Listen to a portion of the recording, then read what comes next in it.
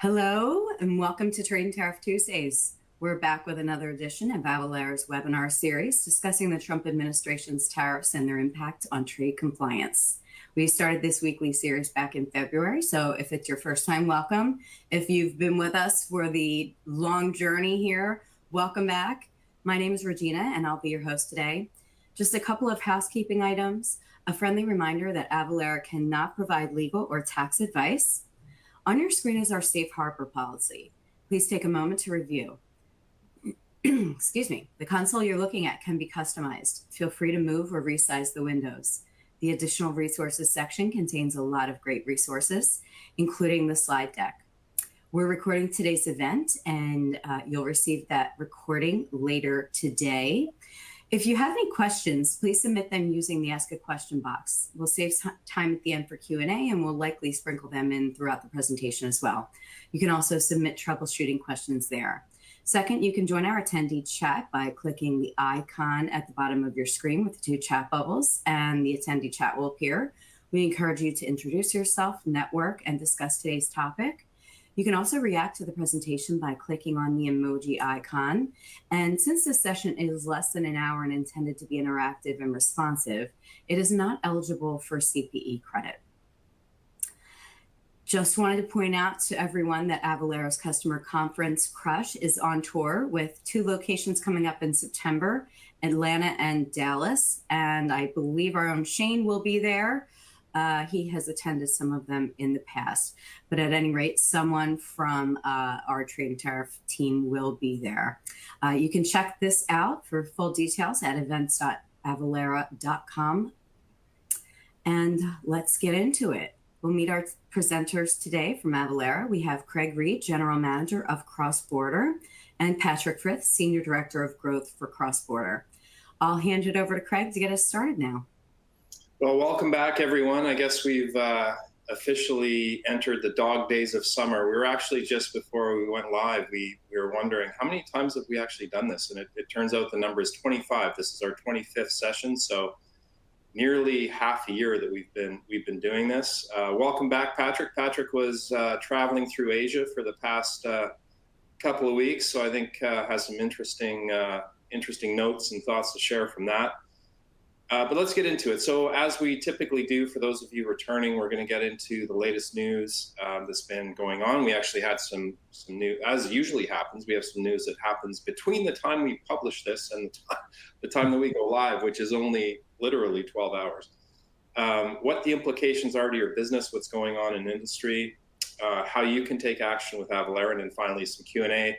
And as Regina mentioned, we'll try to, if you put the Q&A in, we'll try to weave it in as we go, because it usually, the questions that you ask are typically related to what we're talking about in one way or another. All right, let's jump into it with a poll question, as we usually do. All right, so what is the new effective tariff rate for Indian imports into the US? So we'll give everyone a couple of minutes for that. This one was a bit of a surprise, I think, for the Indian government. All right, a couple more seconds. I usually pull the trigger too fast here, so I'm being conservative. Give people time to make a decision. Yeah. All right. 50% is correct. So 56% of you got that right. It was, so the other 33%, it was 25, but it was bumped up to 50%, which was part of the news that came out last week. So speaking of news, why don't we get into it? The latest news in trade and tariff. We've actually, we've gone through so many different formats for this, haven't we, Patrick? Like, yeah, timelines and ways of trying to present this. So, give us feedback on how this is coming across for you, and whether this presentation visuals are working for you. We're always happy to change it and try to get it portrayed in an effective way for you. But what we're kind of doing right now is just, hey, what August at a glance, what's been happening in August, and we're going to go through some trade deals and where we landed. But here's what's been happening. Actually, I'll start with, I guess the biggest news right now is that China's been paused for another 90 days. That was the biggest news. We didn't obviously have time to update the slide with that, but that just broke. So another 90 days for China, which I'm sure markets are going to be happy about. Brazilian beef was hit with another 10% tariff on was hit with the original 10% on April 2nd on top of the 26.4. So it's now risen to 50%. So it's the total tariff is now 76.4, long story short. So Brazilian beef just got a heck of a lot more expensive. As we just talked about, the tariff rate for India was increased to 50%. That's going into effect on the 27th. So that's on top of the 25% that was originally announced. The August 7th, I'm going to skip semiconductors for a second. August 7th tariffs are in effect. So all of the country-specific reciprocal tariffs, they're replaced. Remember, we had the 10% universal tariff. So that was in place until sort of the named countries got their tariffs. So, the EU, Canada, everybody got their tariffs. So those are now in full force and effect. That went into effect last week. Actually, when we did our last webinars, when it went into effect. So transshipment's another big thing that happened in August, where goods that are routed through third countries are now being scrutinized for level of content. And actually, the interesting thing, I was just reading an article before we went live, that the US government is looking at what level of foreign content would constitute transshipment. In other words, if it was, say, 20% Chinese and 80% Vietnamese, does it qualify for the Vietnamese tariff or for the Chinese tariff? And they're saying it's going to be between 60, 70, and 80%. Somewhere in that range would have to be would trip the transshipment rule. So imagine that it's as low as 20%. So that would mean even if it only has 20% of Chinese content, it would still trip up the tariff and be a Chinese tariff. So semiconductors last, so 100% on imported semiconductors, that was announced on the 6th. So companies that are already investing in building in the US may be exempt for that tariff. I think, Patrick, you're going to have some more to say about that from your travels in Asia. Big news over there, obviously. So with that, why don't we go into the proposed deal frameworks, or actually they're in effect now, aren't they? Or some are proposed, but they're in some in force effect. So Patrick, where are we with all these deal frameworks? Okay, let me just move us back to the map. Here you go. So, as we said, the deals were going to start popping. There was that 90-day pause, which all countries enjoyed because deals hadn't been finalized. If you remember the UK was the first one out of the gate. They got their deal done nice and early. And then the rest started popping afterwards. So the frameworks as they stand, and of course, these are frameworks. These are still under negotiation. Things could change. We get surprised daily. On a daily basis, we get surprised on what happens and how things unfold. So this is as of now. Canada, 35% tariff on Canadian goods not covered by USMCA. More about USMCA later on. Mexico, 30% IEPA tariff was paused for another 90 days. Further negotiations behind the scenes, further negotiations happening with Mexico. The EU, their baseline's at 15% across the majority of sectors, however, 50% on steel and aluminium. Remember, the EU is a cluster of 26 countries, and each of them have different industrial interests, okay? France is different to Spain, which is different to Germany, which is different to Austria, so on and so forth. So getting that worked out is enormous, because the EU in the first place have to agree. They have to take that over to Washington.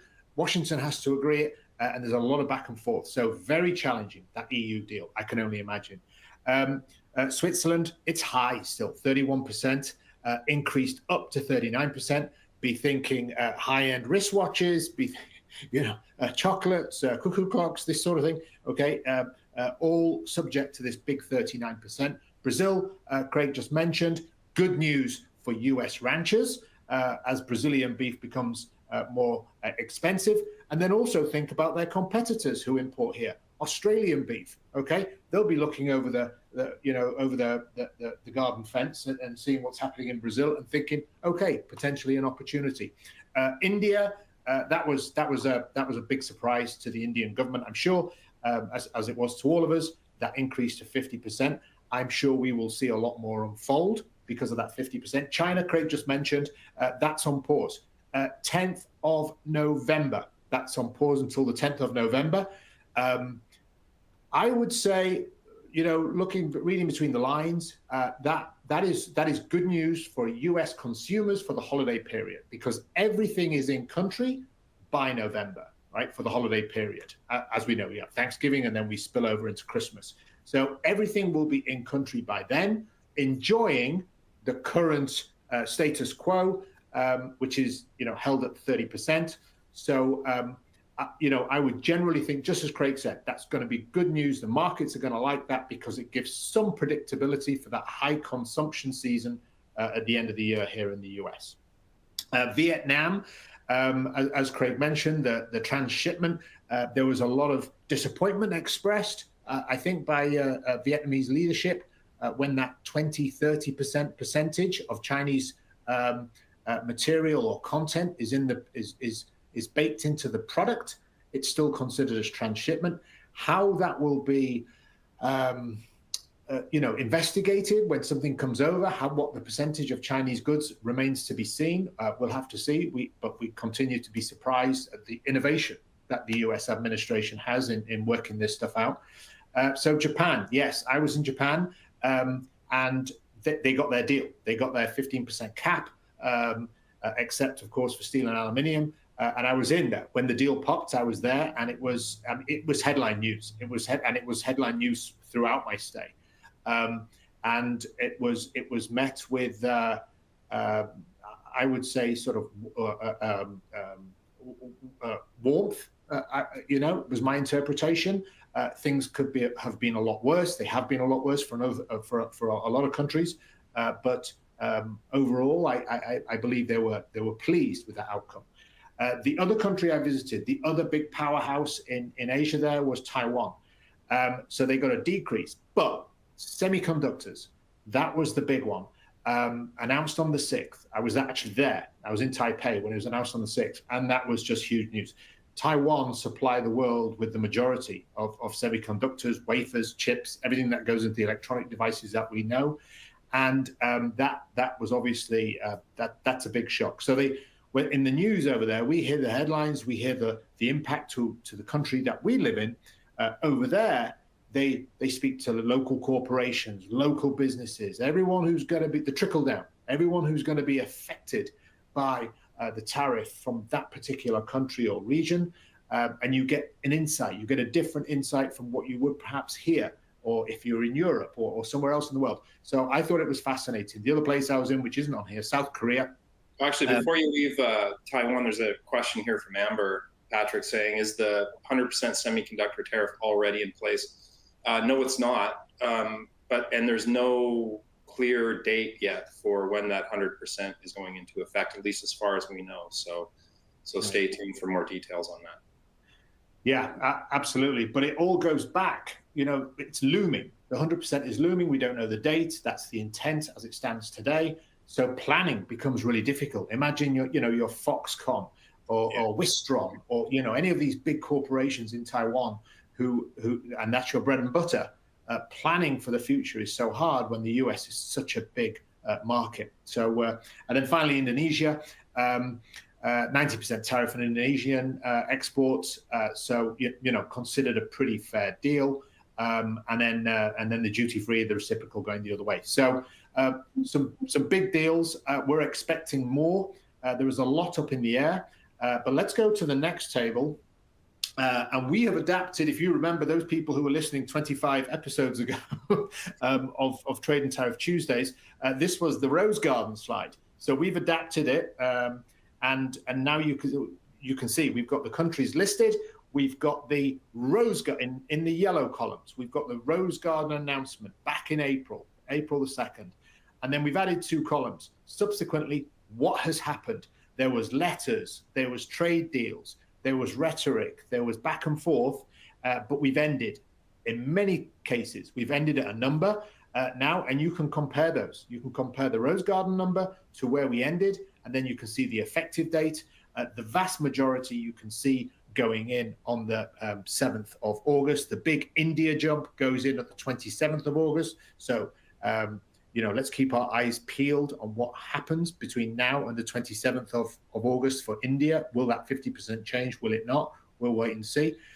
The ones in dark blue are the ones which have increased. So deals which just got worse, I suppose you could say, for the countries in dark blue there, where they've actually gone up from the Rose Garden announcement. The percentages have gone up, and in most cases, you can see, with the exception of Mexico, in most cases you can see that they have already gone into effect. So, arguably their leverage now for renegotiating has reduced somewhat. I suppose the good news is that a lot of the sky blues there have decreased. So deals have been done, presumably favorable to the US in many instances, but those countries in light blue have walked away feeling that they've got a deal out of this chaos that we've experienced for the last 6 months. Craig? Yeah, so where are we now? Kind of summarizing where we actually have to put the time there, 5 p.m. PST, because it actually changes by the hour. So these are the major trading partners. China, as we mentioned, 30% on Chinese imports. So that's the 20% IEPA plus 10% baseline. Remember, though, actually, I think there was a comment or a question that the 30%, yes, that's true. So there's still the baseline tariff. So remember, there's still these Section 301 tariffs that are in effect for most Chinese goods. That's stacked on top of the 301. So it can be anywhere between 7.5% all the way up to 100%, depending on the type of good. Average is around 55%.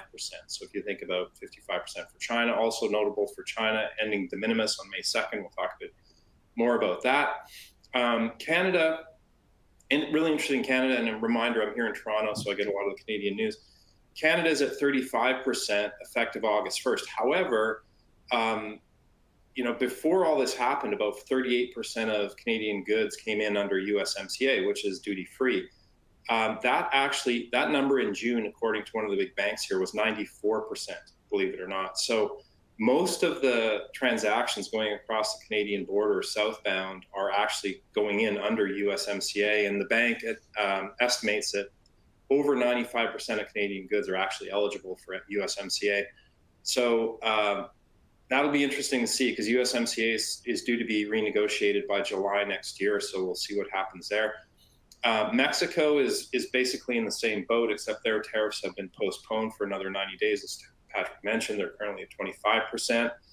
UK is really the one that got off the best, I would say. 10% still in place, 25% on steel and aluminum. Auto tariffs reduced to 10%. The EU is at 15%, Indonesia at 19%, Japan at 15%. So the only other one notable there, I think, is Switzerland. That was a pretty big surprise, I think, for the Swiss government, up to 39%. And remember, too, that we've still, despite all this, we've still got the tariffs of 232 tariffs on steel, aluminum, and copper. So 50% of steel and aluminum, except for the UK, 25% on autos, 50% on copper, and then we talked about the semiconductors. So that's still a really big deal. Those 232 tariffs are still out there, remember. All right, let's keep going here.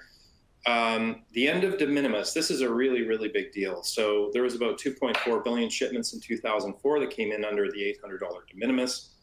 That went away for China and Hong Kong on May 2nd, and it's due now to end for all countries on August 29th. So what does that mean? That means that anything of any value whatsoever now has to be fully declared, and it is fully dutiable depending on all the duty rates that we talked about in the previous slides. So that means that formal entries now need to be declared. These things used to fly through typically under the postal stream without too much scrutiny. That has now completely changed. So there is going to be a lot of scrutiny on these goods, including OGA, which means other or partner government agencies such as the FDA, et cetera. So if they have FDA licenses or rules that apply to them, for example, that will need to be declared too. So it just made shipments for lower value goods significantly more complex, which we're going to get into in a second why certain things are important. So some straight trade statistics, Patrick. Yeah, and just on that de minimis, prior to all of this, per day, between 2.5 and 3 million shipments came in through below the 800 de minimis per day. So all that now, at the end of this month, I should say, the 29th of August, which is less than 3 weeks away, they will all now be dutiable. So you can just imagine the impact that is going to have, not just operationally, but on the consumer. The consumer, each of those shipments was destined for a consumer somewhere in the US and is now going to be subjected to duty. So that is as enormous as the reciprocal duty rates that were announced in the Rose Garden. This change is huge and is impacting a lot of shipments every single day as of the 29th of August. So CBP, we stay very close to the CBP. And we've recommended on previous webinars that you should follow them on LinkedIn. There's some great news on there. And so we just, we cherry pick the best of the news, and we like to discuss it on these webinars. So what you see here are the trade statistics. So these are up to date. We've compressed this table. For those of you who are familiar with this table, on the left-hand side, we've listed the trade enforcements on the left-hand side of the column there. And then the imported products, the full year 2024 revenue that was collected from those products in terms of duties and taxes, and then where we are today in 2025, and you can see how much that has increased over the so far this year. We're 7.5 months into the year, and you can see how much has been gleaned. $136 billion in duties and taxes have been collected, and you can see the breakdown here. The enormous one, which stands out like a sore thumb, is the IEEPA in the middle of the table there. The IEEPA, China, Hong Kong. We've compressed this: China, Hong Kong, Mexico, Canada, and that's collected over $46 billion in incremental revenues, which was not there this time last year. You can see that column's blank in 2024. So it just shows you the staggering amount of extra revenues that are being collected by CBP. And also, please remember, these are not our words, these are CBP words. Failure to comply, steep fines, seizure of your inventory, business disruption, loss of import privileges, and they go as far as criminal charges. Executive orders are the law. Breaking the law results in charges. So all they're doing is enforcing the law, and every country has a right to do that. Every country has a right to make laws and enforce penalties if those laws are broken. So that's where we are on the trade statistics. We'll move on now to the latest information we've got on the deficit. So the US has traditionally had, it's no surprise, has always had a deficit. In other words, the value of the imports is greater than the exports. Not necessarily a bad thing, not at all. It just means that the US market consumes more than it sends out around the world. And that got up to, earlier this year, towards the end of last year, was over 100 billion. That deficit was over 100 billion. In the eyes of the administration, that was too high.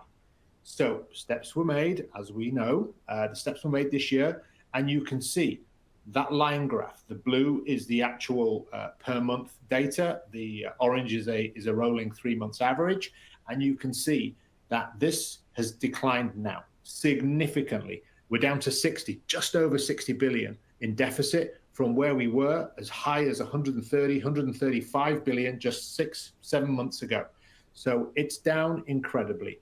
It's how far down it will go remains to be seen, but I think by the end of the year we're going to be below where we are right now, which is the 60, because this is of course the intent is to balance those imports and exports.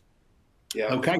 Craig. Interesting to see. Yeah. So some of the implications to your business. Let's talk about what we call the 4 puzzle pieces, or the 4 horsemen of global trade: de minimis, country of origin, tariff code classification, declared value. We talked about de minimis. So the $800 de minimis going away for the US. Remember, though, that every country in the world has its own version of de minimis. So this is the value at which duties and taxes start getting paid. Sometimes duties is different than taxes too, depending on the country. So you need to know what your de minimis exemptions are for the countries you're shipping to. Country of origin just became, I think, the most vitally important, well, second most vitally important piece of information you can have for your products, because it's really going to have an impact on your duties and taxes.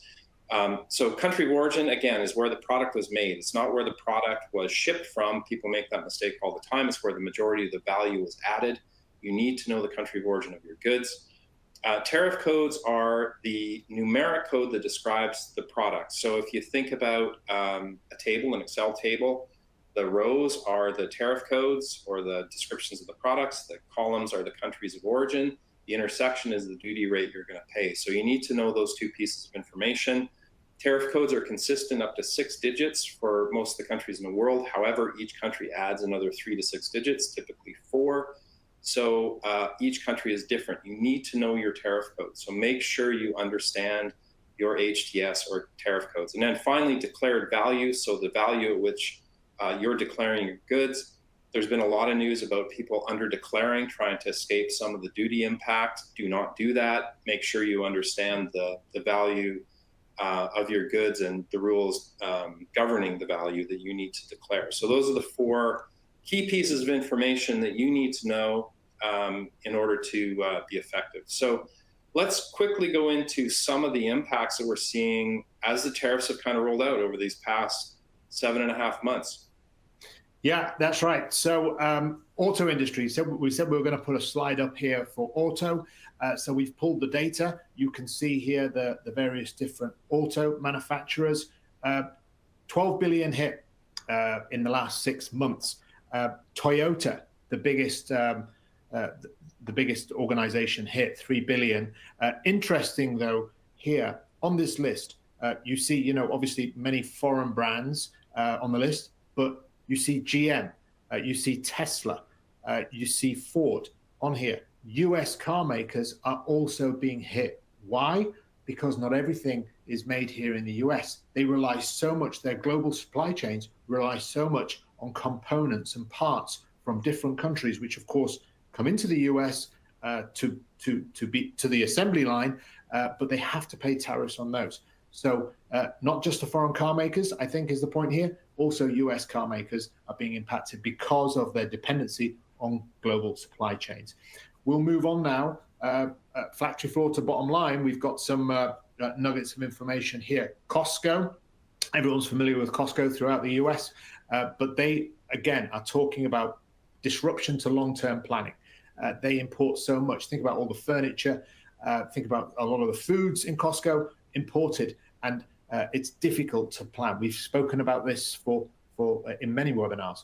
Organizations are so those low prices, which is what their business model is based on, is at risk because of that difficulty to plan. Mattel, we've spoken about Mattel before. They have reduced. We were shocked. They have reduced their production drastically from China because historically it's been a China-based model, but that's had to change because the cost as we go into the holiday season, the buying that takes place, the supplying, the stockpiling that takes place is all going to be impacted.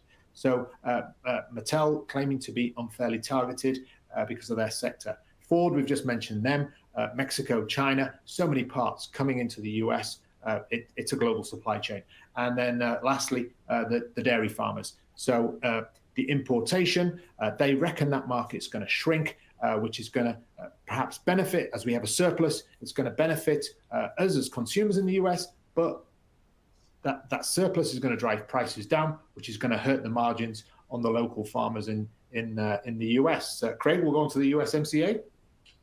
Yeah, a couple of questions about USMCA I was noticing in the Q&A box. So Robert was asking, for goods to be eligible for USMCA, do we need to do the USMCA declaration paperwork with the shipment, or is something else required to be filed? Actually, in general, maybe, you can review the slide, but in short, you don't need to file anything in advance with the government. You just have to provide a USMCA certification per shipment or as a blanket. So you can either do it on a shipment by shipment basis, or you can do a blanket certification for multiple shipments of identical goods for up to 12 months. So you don't actually need to file anything with the government, with the CBP or the Canadian government.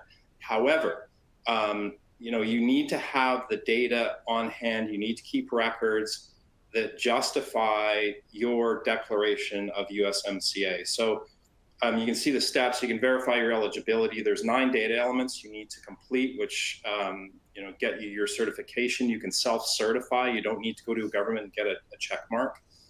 There are some exemptions, so you need to be aware of those. You need to submit that and maintain that information if you're asked for it. So that's really the key to USMCA and why there's been such a jump in USMCA for Canadian companies. So we're kind of watching the time here, and we'll get to some questions. I'm seeing some questions that are actually relevant, but we'll get to the Q&A as we go here. So what are some of the steps we can help manufacturers can take, Patrick, to help navigate this tariff fallout? And this is some of what we've seen from different companies, right? That's right. Yeah, it's feedback we've got from the industry. So the steps that manufacturers are taking to navigate.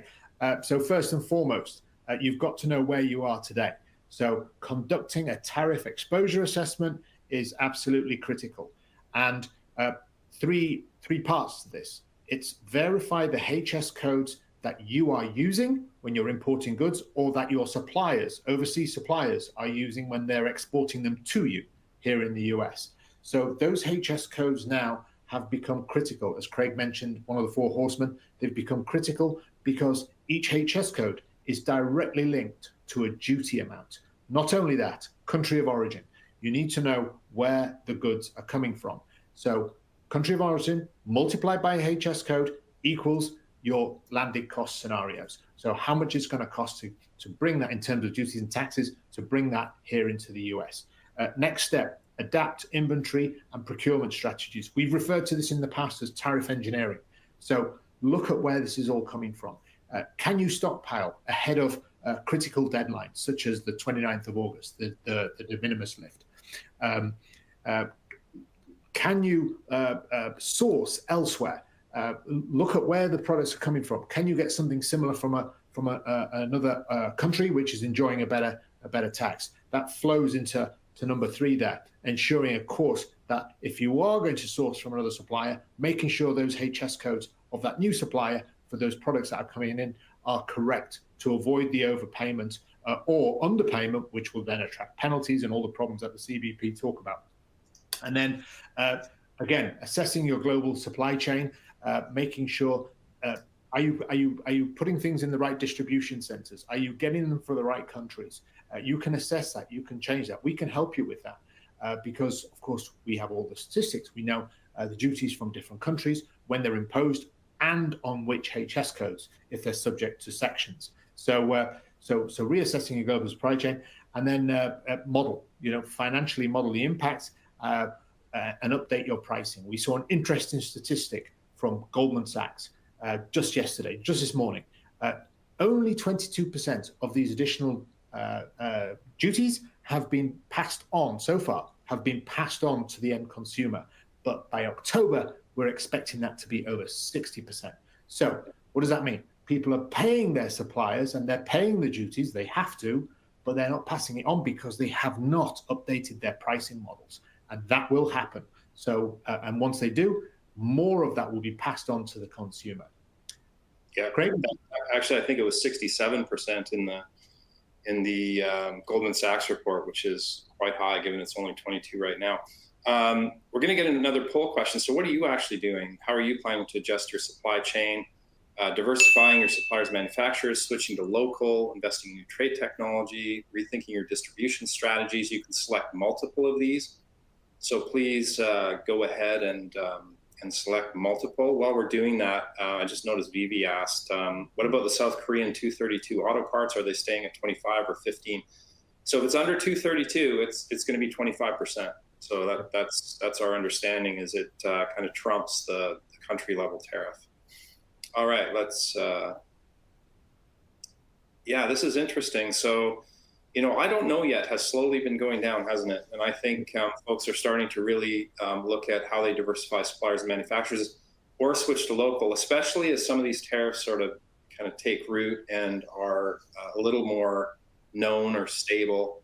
I think that's interesting to see how that's going down. So a lot of a lot of decisions, I think, are going to start to be made once people feel that things are a little more stable. Absolutely. And what are your plans for addressing the increased cost from the tariffs on your goods? Are you going to pass them on to your customer, just as Patrick was talking about? Are you going to include a tariff surcharge, absorb the cost, share the cost with your suppliers? You can also select multiple of these as well. And actually, Tim asked in the chat, do tariff charges typically appear on vendor invoices, or are they billed separately? I believe you can do it either way. You can kind of do anything you want, really, in terms of how you charge your tariffs. Just note that for most states, tariffs are taxable. So, you might want to consider that and how you put your invoices together. All right, let's get to the next one. Pass on to the customer, 63, tariff surcharge, 39%, absorb. So sharing the cost of this is actually really consistent with the Goldman Sachs results, which said the suppliers are only going to take about 14%, that 22% had been absorbed, but 67% is going to now be passed on to the customer. So this is really interesting and very, very consistent with what Goldman Sachs said, which is quite interesting. All right, so how can businesses keep up with these changes, Patrick? Yeah, so we poll a lot of our customers. We speak to a lot of customers, and if you find yourself unsure, then you're not alone, because over 50% of our respondents are finding this very, very challenging. There's no clear path for them yet. Many paths are becoming clearer, but still for many it is unclear. But number one, you've got to avoid penalties, fines, and the delays of non-compliance. We speak about the CBP a lot. We have to respect the law. And the law is in place. So compliance will help you avoid penalties and fines. HS codes, countries of origin, declared value. Get all those right. Avoid under and overcharging customs duties. You don't want to underpay, of course, because then that's evasion. You don't want to overpay, pay too much, because then ultimately you're going to have to absorb that or pass it on to your customers and become uncompetitive. So getting the duty correct to the penny is the name of the game. That's the objective. Added costs, if you get that wrong, added costs then are incurred, and somebody has to pay that, whether it's customers or whether you absorb them yourself. So compliance, I think, Craig. Yeah, and it goes back to the four horsemen, doesn't it? It's de minimis, it's country of origin, it's tariff codes, and it's value or declared value. So how can you take action with Avalara? Quickly, we have a few different ways you can take action. We've got calculators. So AvaTax Cross Border is a calculation system. We've got different varieties of those that you can use in different contexts. We do tariff code classification. Again, we've got different varieties of that. We're going to show you a demo of one of those varieties in a second, but there's pretty much a type or way we can deploy or service your needs regardless of what they are. And then finally, trade restrictions management, or what we call also content. We have content research tools, which include all of the restrictions that may apply to your goods. So long story short, across those four horsemen that we talk about, we've got tools and services and content that can help you figure out what you need to know in order to service your customers and run your business. So let's get into one of those. We've got a demo of our HS code classification tool, our self-serve version. Again, there are multiple versions. So if Virginia, you could go ahead and run that. We will be back to you in a minute. Welcome to the Avalara Tariff Content Classification Tool demo. Take a tour to see how Avalara can help your business's global trade compliance. First, choose the country of import. In our example, we will use the US. Click to proceed.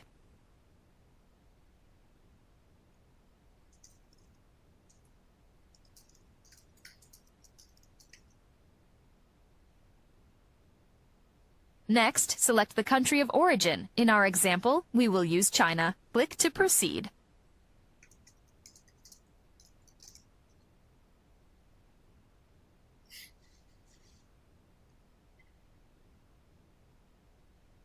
Next, let's describe our product. Click to proceed.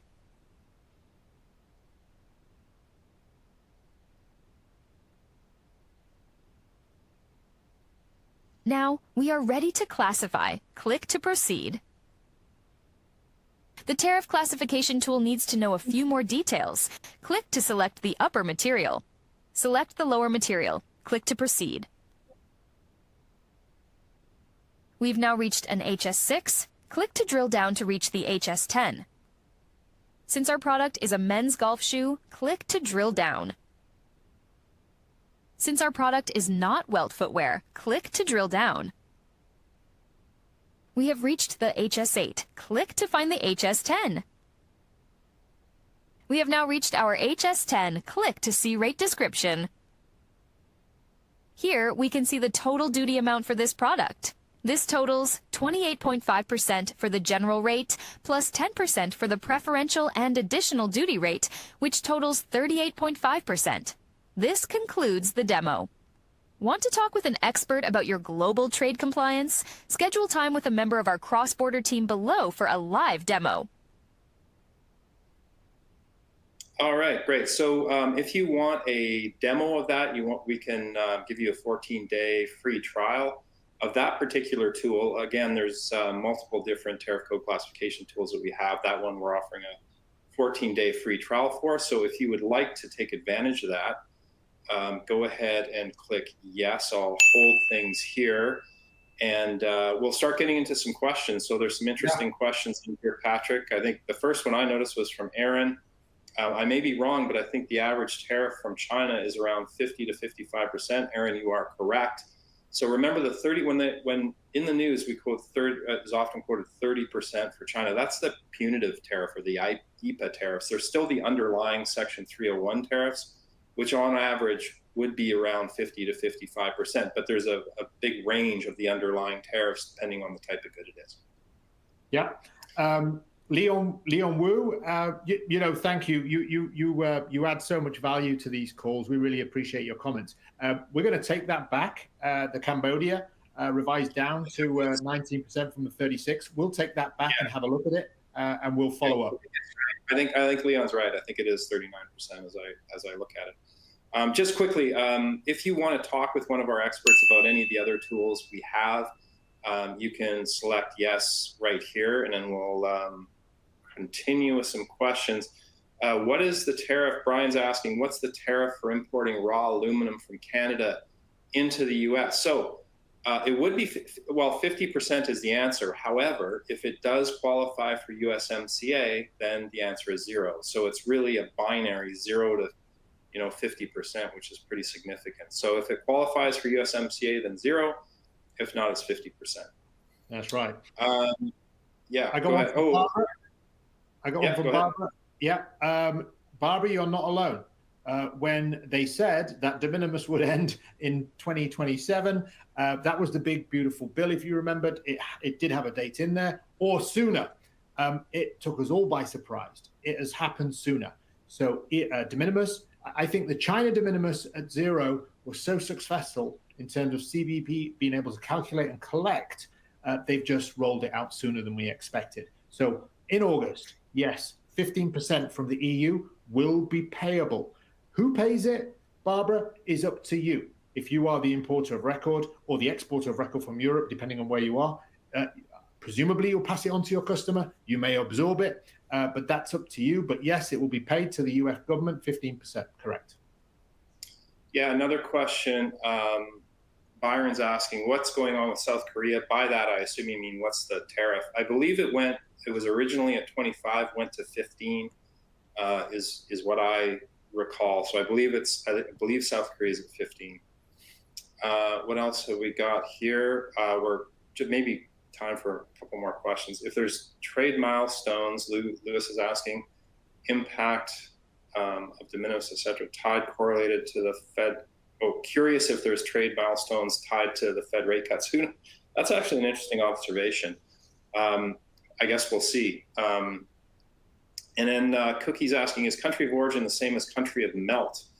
I guess that would mean like smelting or, taking and producing raw materials such as that. That's where the rules of origin are really, really important to understand.